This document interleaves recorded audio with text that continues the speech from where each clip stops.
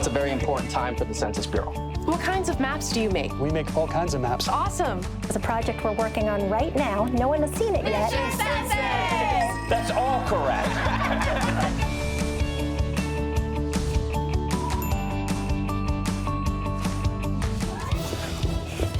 You made it just in time. Welcome to Mission Census, a virtual field trip with the U.S. Census Bureau.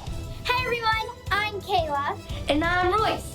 Welcome to the bonus edition of Mission Census. Today, we're looking back at the time, gathering data about the census. And breaking down some of our favorite moments. We learned a lot. And if you're like us, you might need a little help with the complicated stuff. So come on, here we go. I'm Steve Dillingham. And I'm Jennifer Kim. I'm so glad you could join us today on a very special quest to gather data and information about the 2020 census. We'll explore what the census is, how data is collected and used, and how the census shapes your future. Data is another word for facts that are usually represented by numbers. Like, if I know I'm visiting my grandma and we check to see what the average temperature is where she lives, that can help me decide what kinds of clothes to pack. Data, or facts and statistics about the weather, can help me plan for my trip. Is everyone ready? Yeah! Great, let's find out about our two teams. Team Shape Your Future? I'm Kayla, and I'm in 6th grade. And I'm Elijah, and I'm in 12th grade. Welcome, Kayla and Elijah. Team Shape Your Future. And let's meet Team Everyone Counts. I'm Annalise, and I'm in 10th grade. And I'm Royce, and I'm in 4th grade. Okay, Annalise, Royce, Team Everyone Counts, welcome. And don't forget, all of you are part of the mission too. Pay close attention because there's a special quiz at the end. Okay, I'll leave you all to it. Good luck with your mission. Hey, we're back. Keep an eye out for pop-up definitions during the video. Yeah, they will help you understand some of the words and phrases you may not know. And there might be some important information in there for the quiz. Okay, gather around. Before we set off on our mission, can anyone tell me what the census is? A count of all the people in the United States? That's right. The count is mandated by the Constitution, and we refer to it as the decennial census because it's completed every 10 years. That's a lot of people. How do you count all of them? That's a great question. Each home in the country receives an invitation to respond to the census online, by phone, or by mail. Do you have to fill it out? Yes. Census participation is required by law, and everyone who works here takes an oath to keep responses secret. We use the data collected, but all the information is never released. Royce, do you know what Jennifer meant by an oath? Yeah, I wondered that too, so we looked it up at home. It means when someone is hired by the census, they make a promise that they will never share information collected. Whoa, like an oath you take in court. And if you break that promise, you can get in big trouble. Big trouble. Any other questions? I have one. What do you do with all the information from the census? You'll explore more about that on your mission, but the count helps determine how many seats each state will have in the House of Representatives. The House of Representatives is part of Congress. Each state elects members of the House of Representatives, and how many they get is based on how many people live there. Congress works together in our nation's capital to make laws. Yeah, like when I have a birthday party and we decide on how many pizzas to get. Once we know how many people are coming. More people mean more pizzas. More people in the state mean more people in the House of Representatives. The count helps determine how many seats each state will have in the House of Representatives, and decisions about how money is spent in communities for schools, roads, hospitals, and other resources. Wow, that is an important job. How do you make sure everyone gets counted? Sounds like a big job, right? Yeah. Yeah, big one. Well, when the adults in your home fill out the census, they should count everyone who lives with you, including friends and family and anyone who is renting space in the home. Where there are more people, there are more needs. So if anyone is missed, communities can miss out on money for important resources you rely on every day, like school lunches, after-school programs, and classroom technology. So make sure you encourage the adults in your home to fill it out. How many of you like to go to the library? I do. I like to go to the library to study. Me and my family go there every week. That's great. Libraries are awesome neighborhood resources that provide access to books as well as enrichment programs, story times, and classes. You know, without an accurate count from the census, libraries might not get the money they need to operate and serve the community. That's just one example of how census data can be used. Wow, I've never thought about that before. See, it really does shape your future. Now that you know more about the 2020 census and why it's important, I think you're prepared to go forth on your missions. Let's do it! Team Shape Your Future. Seek out members of our data visualization team to learn all about how numbers come to life for everyone to see. And Team Everyone Counts. Use your sense of direction to locate the geography team to find out more about how they created the Statistics in Schools maps. Are you all ready? Yeah! You're going down, Kayla. Nah, Elijah and I have got this. Okay, we'll meet up again with Director Dillingham in about 10 minutes. Gather around. On the count of 3, we'll shout Mission Census. 1, 2, 3, Mission Census! Good luck, guys! Getting a complete count of children in the decennial census is important for school funding and planning. The Census Bureau estimates 1.5 million children under 10 years old were not counted in the 2010 census. Whoa, that was a close one. Yeah, you almost knocked me over.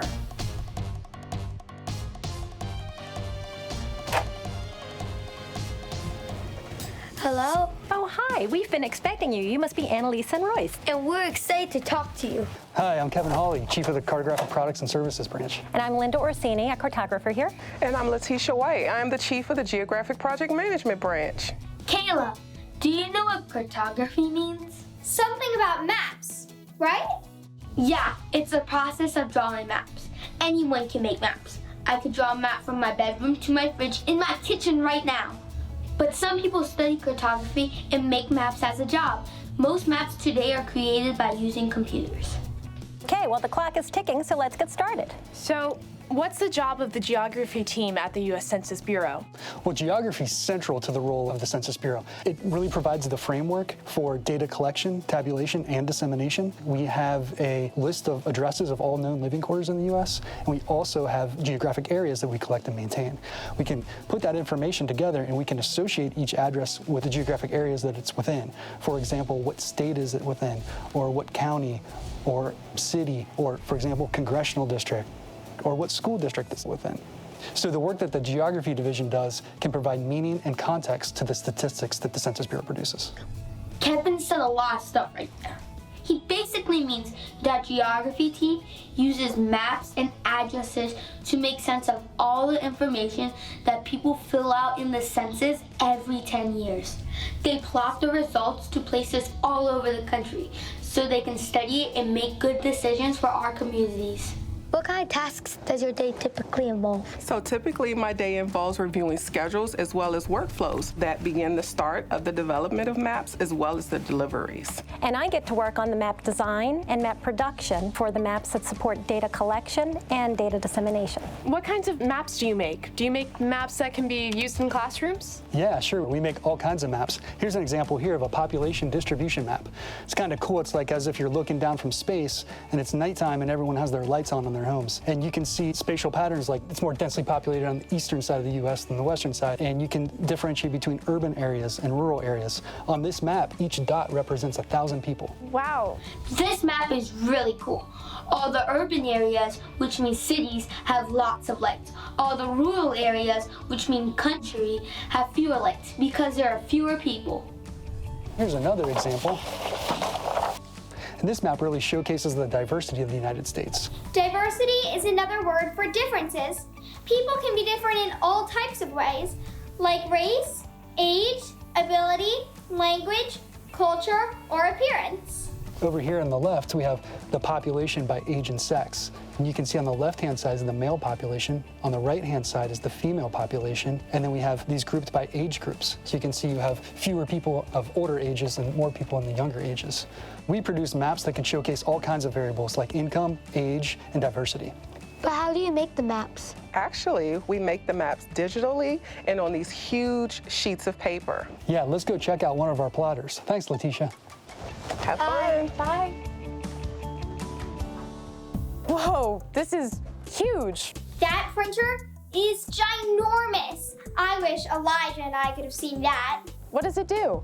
Well, it's a plotter, really a big printer.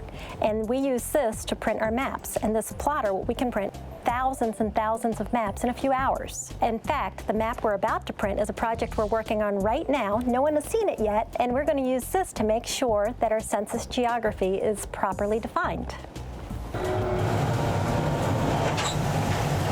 So why is the census important? Well, it helps inform how funding is distributed to local communities for things like schools and fire departments. This was awesome. We've gathered lots of great data to give Director Dillingham. Thanks for taking the time to talk to us.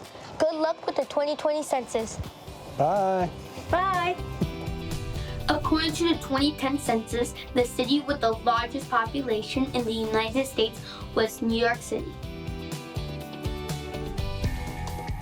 The Census Bureau is huge. Elijah and I kept getting turned around. There you are. I'm so glad we found you. We have lots of questions about data visualization. Can you answer them for us? Did you know what data visualization was, Kayla? Not until I talked to Jerson and Viviana. It's when you use graphics to show numbers in a different way. Instead of just looking at numbers on a page, they're represented by pictures, so you can actually see what they mean. Just wait, some cool examples are coming up. I'm Jerson Vasquez. I'm a data visualization lead with the U.S. Census Bureau. And I'm Viviana Garcia, data dissemination assistant. Nice to meet you. I'm Elijah. And I'm Kayla. Nice to meet you. The clock is ticking, so let's get going. So what do you do at the Census Bureau? More and more at the Census Bureau, we're using interactive visualizations to really showcase our data and our statistics. So users can use charts, graphs, even maps to basically identify patterns, outliers, and trends in the data. What kind of tasks does your day typically involve? Well, we receive a lot of data requests, so I can go on the website, look up the data, and then format it so that the customer can actually be able to read what I'm sending them. And what we do a lot of times is we take it another step further, taking the numbers off the page and really designing different visualizations, charts, graphs, maps even, because creating these interactive visualizations really allows the data user to engage at a deeper level and to understand it better. Can you tell us more about the tools you use to visualize and analyze the data? Sure, I'd love to. Basically, what you're looking at here is one of the ways on data.census.gov that we're building in some simple visualizations into the numbers we produce. For instance, the big game census is something we did around a championship game recently. Here, we decided to have some fun with it, showcasing where different players are from on each of the team rosters. Now, this builds some interest and also allows people to see different features on data population statistics. In this case, I'm hovering over Decatur, Georgia, and see the population is just over 23,000. How are you preparing for the 2020 census? Well, right now, it's a very important time for the Census Bureau. We're hiring a lot of people in the field to go out and make partnerships with community organizations, different local governments, to really start promoting the 2020 census. It's a big thing we do. When Jerson says people in the field, he means that they aren't in the office like he is. And the partners he's talking about help tell even more people about how important the census is, so more people will complete it. And it's really important to resetting or updating really the statistical foundation of the nation for the next 10 years. Why is the census important? The census is important because it provides critical data for lawmakers, business owners, teachers, and many others. Every year, billions of dollars in federal funding go to hospitals, fire departments, schools, roads, and other resources. One of the main functions of the decennial count, the census, is to basically provide the numbers and population totals so that the Congress of the United States can be reapportioned. So different states may lose or gain a seat in Congress according to the population totals, and that's a very essential role of the census. But other roles are just as important. Your jobs sound super cool. Thanks for talking to us. Good luck disseminating all the data from the 2020 census. I learned that word, disseminate, from Jerson and Viviana. Disseminate means to spread. One time, I disseminated flyers around our neighborhood about our yard sale. Don't forget what disseminate means. The quiz is coming up. It's been our pleasure. And hurry back for the quiz. Every 10 years, the U.S. Census Bureau counts everyone who lives in the United States. This decennial census impacts how federal funds are allocated each year for special education, classroom technology, school lunch assistance, and teacher training. Allocate means to divide and give out for a special reason. The count can also impact funds for Head Start, after-school programs, and other education-related services.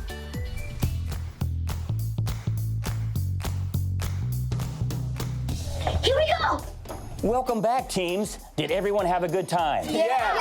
I hope you gather lots of data because Director Dillingham has some tough questions. Okay, let's go. All right, good luck, everyone.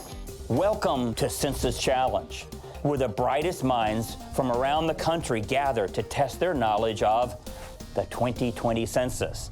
I was really nervous for the quiz. Me too. Today, Team Shape Your Future, Team Everyone Counts, and you, students, teachers, and viewers, are facing off for the ultimate prize, the knowledge of why the census matters and how it shapes your community. Teachers, this is a great time to divide your class into teams. We'll pause for a moment so you can keep score in your classrooms. Hey, all of you, make sure you play along with us. If you're watching at home, you can keep track of your own score or see if someone wants to play along with you. Here are the rules. I'll ask a question followed by multiple choice answers. Wait until all the options have been provided before buzzing in. Okay, first question. A complete count of children in the United States is important for A, stores to stock their toy aisles, B, school funding and planning, C, candy manufacturers, D, social media. B, school funding and planning. That's right. Okay, question number 2. Geography provides blank to statistical data. Is it A, meaning and context, B, mountains and streams, C, directions, or D, none of the above? A, meaning and context. Wow, you got it. Okay, on to question number 3. Data visualization, or the graphical representation of information and data, includes visual elements such as A, charts, B, maps, C, graphs, or D, all of the above. D, all of the above. Yes, you were paying attention. Okay, Team Everyone Counts currently leads 2-1. Question number 4. The decennial census is mandated by A, doctors, B, the Declaration of Independence, C, the Constitution, D, federal courts. C, the Constitution. That's right. Wow, it's a tie game, folks. Question number 5. The Geography Department at the Census Bureau makes maps that show which characteristics? A, income, B, age, C, diversity, D, all of the above. Oh, D, all of the above. That's correct. And that pulls Team Everyone Counts into the lead. Question number 6. True or false, participation in the census is required by law. True. That's right. Team Shape Your Future ties it up again. Question number 7. According to the 2010 census, the city with the largest population in the United States was A, New York City, B, Washington, D.C., C, San Francisco, D, Chicago. A, New York City. Yes, you got it. Question number 8. Tasks of the data visualization team include A, knocking on doors, B, designing, C, responding to data requests, or D, B and C, designing and responding to data requests. D, B and C, designing and responding to data requests. Correct. All tied up. And this is the big moment. We've come to the final question. The census is important for informing how funds are distributed to, you tell me. Hospitals. Fire departments. Schools. Roads. That's all correct. I think that's a tie. Well done, teams. Well done, Royce. You too, Kayla. Everybody wins. It looks like we're out of time, folks. That's it for our 2020 Census Challenge. Thanks so much for joining us for Mission Census, a virtual field trip to the U.S. Census Bureau. And don't forget to Make sure everyone is counted. And encourage your parents to fill out the census. For more information, visit census.gov/schools. Bye. It was fun watching this again. It was. I hope all of you enjoyed watching it with us.